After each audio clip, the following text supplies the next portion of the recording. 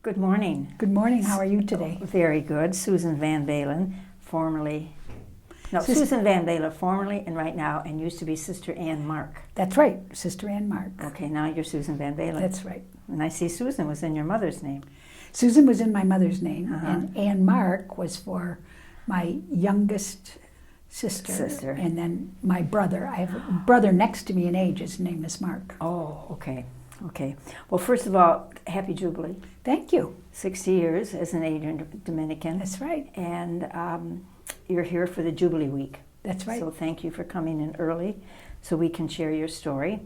And this is an important part of our history as Adrian Dominicans. It's not all about you, it's about your story, which you are. Well, I agree. I'm a historian. Huh?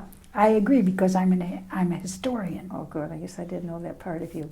So to begin your journey, it began in Detroit. That's right. Okay, and your family, just tell a little bit about your family, your siblings, just, who they are, where they are. Well, my parents, Edward and Lucille, were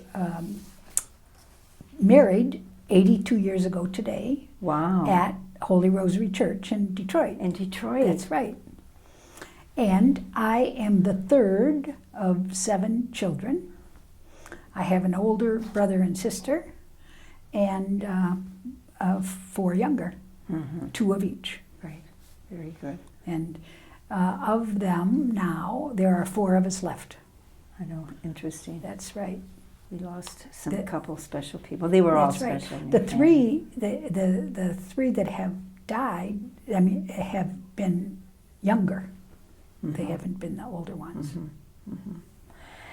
Now, tell me, what was it like in your family? I mean, did you all eat together? Did you have supper together? Oh, absolutely. Yeah, I was going to say, that was an era that we all did. That's right. We all ate together. We of course, we took our lunch to school. But correct. In the evening, we had dinner together. We had places at the table, and we passed our plates to be served. Oh, you did that. That's right. We passed our plates. Well, the bigger the family, the more you get, more for your money if you pass your plates. More for your money. Everybody got as much as they needed. Okay, so it sounds like it was a interesting, happy family. That's right. Now your schooling. Where did you go to grade school, high school, and how did you know the Adrian Dominicans? Well, I went to 4 different grade schools, which was a little bit hard. But I went to Blessed Sacrament Cathedral for 1st and 2nd grade. Where's that? The Cathedral Parish in Detroit, on Boston and the and Cathedral. Woodward. Okay, because you grew up on the east side. No, we grew up on the west side. We started out on the west side. Yeah. We ended up on the east side. And then I went to, in 3rd grade, we moved to Florida for a couple of years. My mother wanted to be closer to her mother, and so we moved to Florida. And I went to St. John the Apostle School in Hialeah. Okay. My grandmother lived in Miami Springs, and we lived in Hialeah. And then when we came back from Florida, my dad was automotive, and so we just didn't make it in Florida. So when we came back, we moved to the east side, which is, of course, where his job was. And I went to St. Philip Neri, the Sisters of St. Joseph of Kalamazoo were at St. Philip's. And then I went to St. Matthew's for 7th and 8th grade, right down the street from Dominican High. Right. And then I went to Dominican.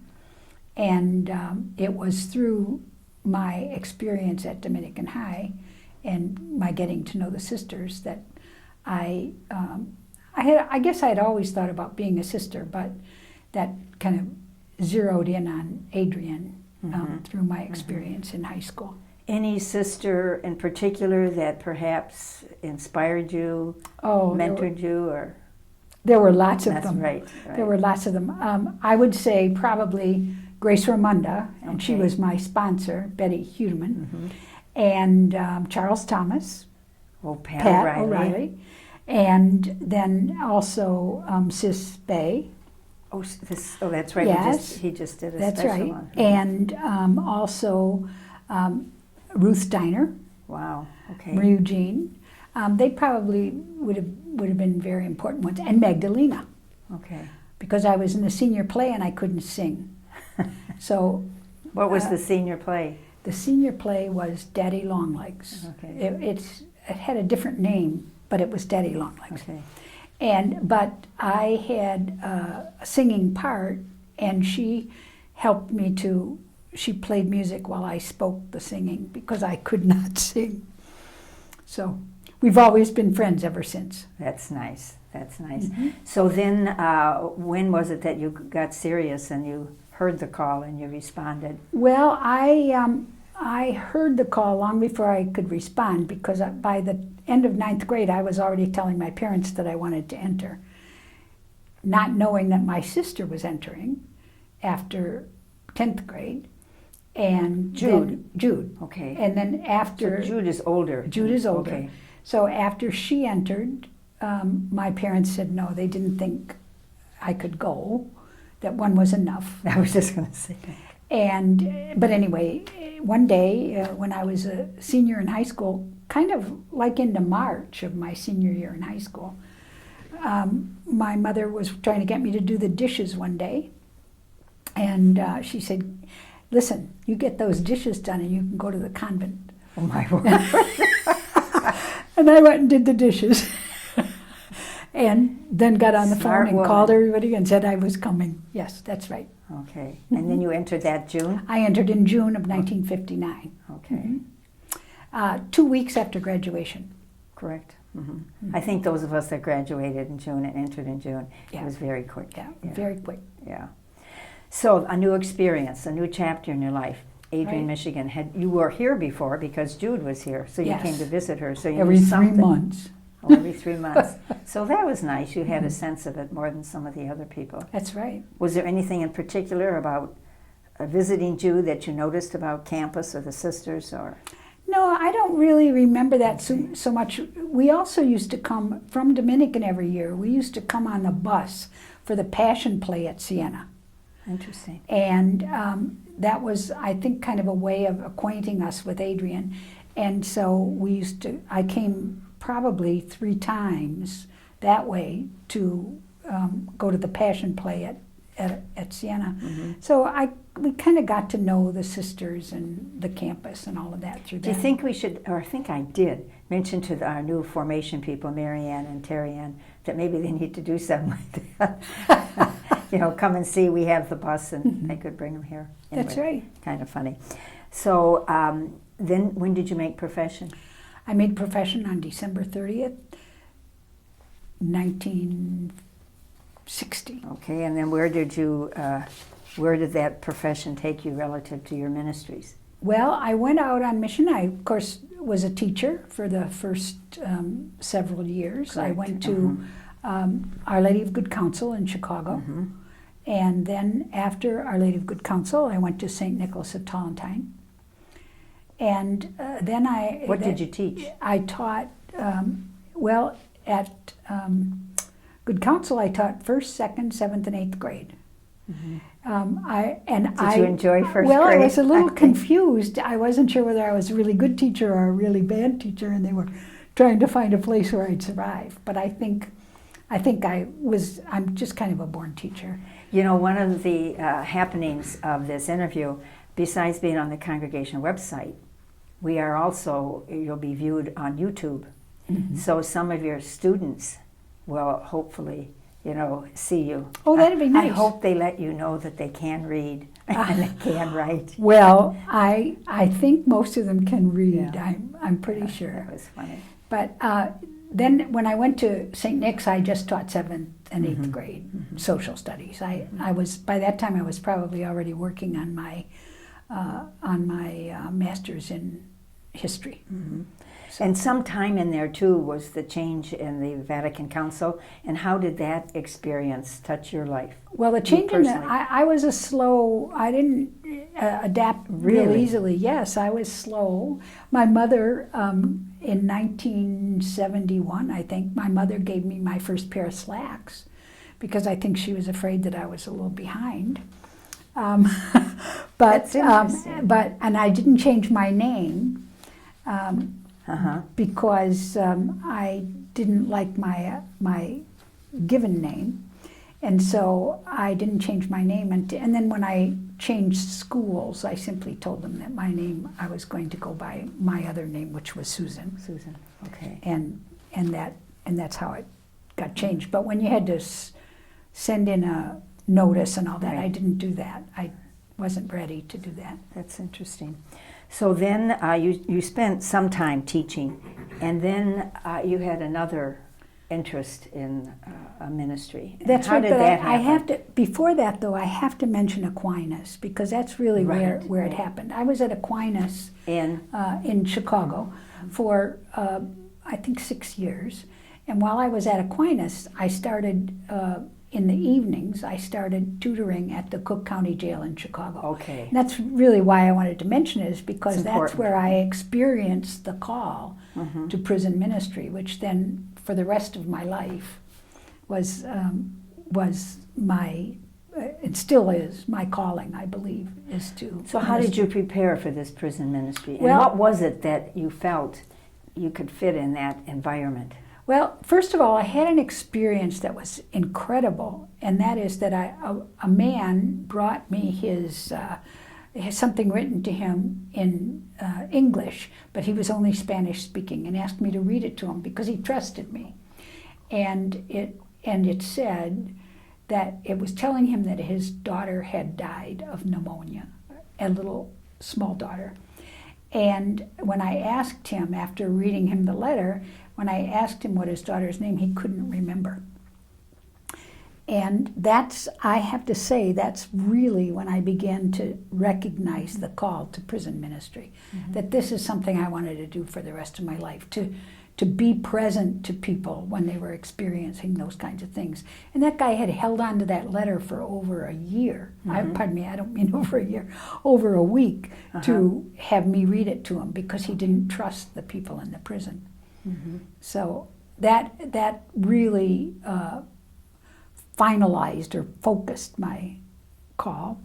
And I had to get, but in order to become a prison chaplain, I had to get a Master of Divinity, and I also had to have a chaplain certification, which I did in the next, for 3 years. I worked on my Master of Divinity at the Jesuit School of Theology in Chicago, and did just 1 quarter of CPE at a prison, which was in Lexington, Kentucky, a federal prison in Lexington. That's right, it was the federal prisons that That's you were right. the director. That's right. Uh-huh. But then, actually, my first employment in prison was here in Michigan, in the Michigan Department of Corrections. And that's where I knew your brother a little bit. But Brother-in-law. brother-in-law. Yeah. But I was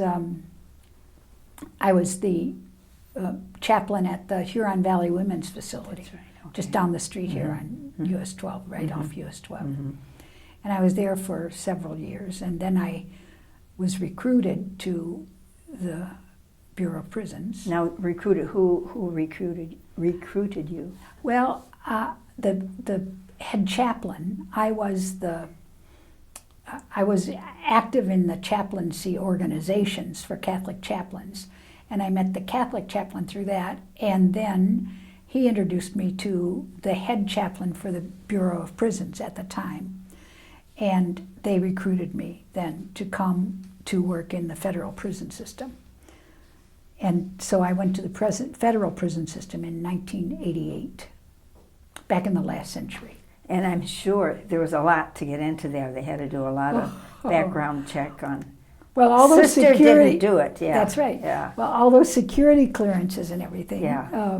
That's quite a process, and I had to go through all of that before I could be employed. And what exactly did you do? Were you responsible for as the director of the federal prisons chaplaincy in the United States? That's right, in the United States. Well, there were 210 chaplains that worked with me. I had responsibility for recruiting them, getting them hired. They were actually employed at a prison, but I went to I interviewed them in advance of that, and then the individual prisons would hire them. I also had the opportunity to train them. And one of the most important things about that was that in training them, I was training them to be chaplains for people of all faiths. Okay. Because all chaplains, because they're ordained ministers, most of them, or Catholic sisters, they are very, very articulate and very well versed in their own religion, but are not familiar with other traditions. And so it was my responsibility to see that they were trained in the major religions of the world, but also in indigenous religions and in folk religions. All of that was a part of their training. Because the population that they served. The population yes. that they served, we served as many as probably 31 identified distinct religions. What do you mean by identified? Well, they self-identify what their religion is. Yeah. And it doesn't matter if that's a religion or not. If they say that's their religion, it's their religion. That's the law. And you have to respect that, and you have to honor that. And you have to try to accommodate it within a prison system that had 200,000 inmates. Oh my God. So it was quite an interesting experience. I have to correct that. 200,000 is correct. That's how many inmates they had. But not at one prison in the United States. Throughout the system. Yeah. But I had responsibility for developing the policies and procedures that would accommodate whatever religion they had. Were you challenged by a particular request ever? I think one of the interesting ones where we were challenged and actually it went to court, where there were two. One had to do with the Wiccans, and we had put into our policy that there could be no casting of spells.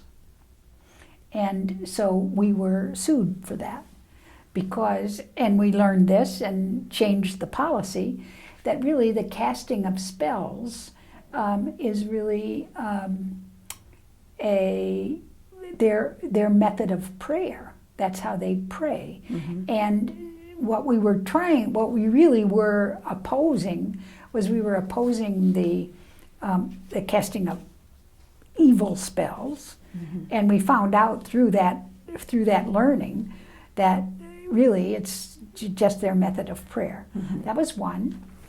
And the other one that was quite significant, and we went to court on, was that we did not give wine to the inmates for communion. They received wine only under one species. They received communion only under only one species. And an inmate sued us saying that he was a Roman Catholic, and that he had to receive wine in order for the fullness of the sacrament. And so we lost that case, and we had to provide wine. But we could do it in a way that would allow the wine to be, allow the inmates to have wine, but the priest only had, I think it was 2 ounces of wine for the whole congregation. And so if they did it by intinction, then everyone could receive wine, or everyone that wanted to. So those are two very interesting cases. Mm-hmm. And the first one we settled, the second one we lost. Mm-hmm. Interesting. So how many years were you in the prison ministry? I was in the prison ministry itself for 20 years.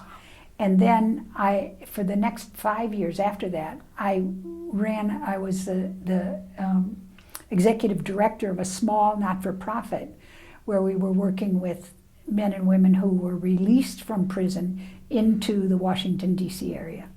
Okay. So I count altogether, including my volunteer work, I was in prison ministry for 32 years. Did you work at all in the Chicago, with Leonard House No, I where never that- worked at Leonard House, 'Cause I know you know those but I was well acquainted with Yeah. Bob when Right. we were and Kathy Nolan when Yeah. we were dreaming about these things Yeah. in while we were Great still at work. Aquinas. Great work. So where did your life take, what course did your life take after the prison ministry? Well, like I say, I did Yeah. the After, not for profit. But Yeah. then anyway, I in 2013 I decided that it was time to retire, and so I went to Florida to be close to my sister, who was her husband was ill, and I thought it would be a nice to be able to support her. And while I was there, my brother Edward, who also lived in Florida, died. right. And so it was good that I was there during that time. And I was there for 3 years. And after 3 years, I came back, and I now am the director of the Ministry Trust Office For the for congregation. the congregation. That's right. Anything else about your ministries that, No, I mentioned Aquinas, and I You're right. mentioned the prison ministry. yeah, I Those know were the the. prison ministry is Yeah. what. I hoped you'd ask me about my favorite scripture, though. I'm not there yet. Oh, okay. What's your favorite scripture or motto that has helped you to get to this point in your life? Well, there are two of them, and one is Luke 4, where Jesus goes to the synagogue and, as a young Jewish man, reads from Isaiah. And when he reads from Isaiah, he says that he was sent to set captives free Interesting. and to free the oppressed.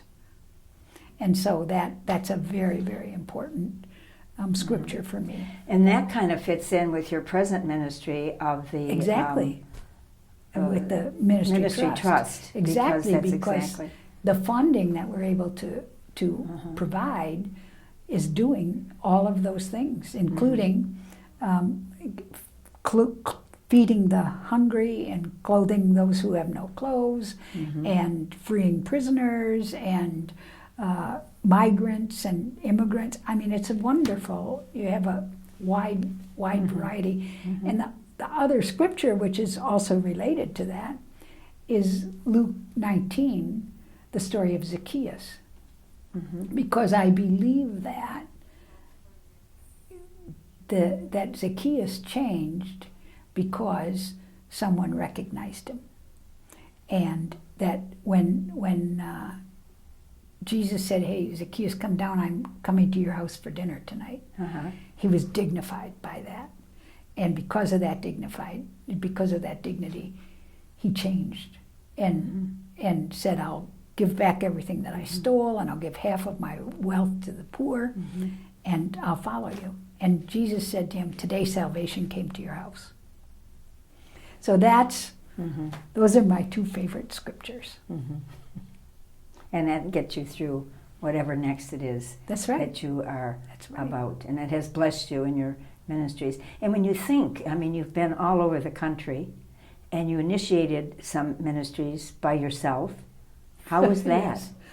Well, Those scriptures got you through? That's right. Well, the thing is, there is a theme all the way from Aquinas on. The theme is to help people become their best selves, and to help them to live into the richest experience of their life that they can. And the scriptures did carry me through on that. So you credit the scriptures Yes. along with anyone in particular? Well, I suppose the people that taught me the scriptures and that taught me theology, absolute wonderful grounding in theology. You've had many blessings, and you've blessed many. And along with the blessings, we all have challenges. Are you open to share any special challenge that Well, I those have to- scriptures may have gotten you through? Well, I have to think. I think probably the challenge, You know, I left the community. Yes. Most people forget that because I was gone such a short time. Right, but I thought it was interesting you didn't mention that. But I left the community, and I was only out for 19 months. That's all? Okay. But what it was is that I was actually burned out. And I cut away everything from my life that I thought was not so good, and I didn't get better. And it wasn't until I left my job where I was burned out, my ministry where I was burned out, that I began to heal. But one of the important people in that was Bishop Pavish. Oh, really? And Bishop Pavish, at the time, he was the person endorsing me for prison ministry. And I went to him and I said, I'm going to leave. I don't want to be a Dominican anymore. I'm going to leave. But I want to keep on working at the prison.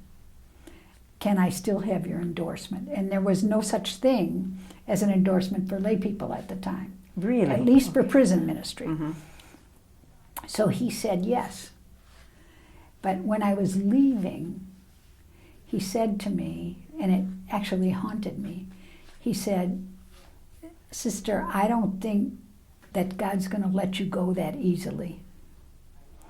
And so for the whole 19 months, that was that kind of roiled inside of me.